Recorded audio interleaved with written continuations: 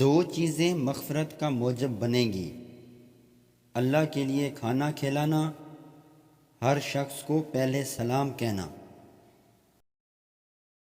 شخص کسی کی برائی پر حاضر ہو اور اس پر راضی ہو تو گویا اس نے برائی خود کی۔ عبادت کے 10 جزو ہیں، ان میں 9 جزو عقل و حلال کی طلب ہے۔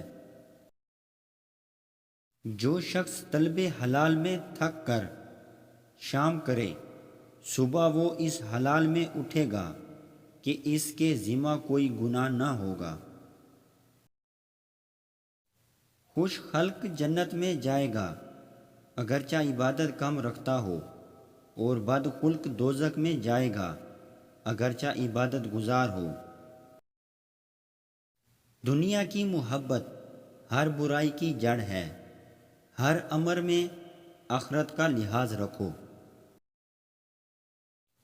دو خصلتیں خدا کو محبوب ہیں: خوش خلقی، سخاوت۔ مومن گناہ کو مثل پہاڑ جانتا ہے، مگر منافق ایسے جیسے مکھی اڑا دی۔ میزان عمل پر سب سے بھاری 2 چیزیں ہوں گی: اول خدا سے ڈرنا، دوم خوش خلقی۔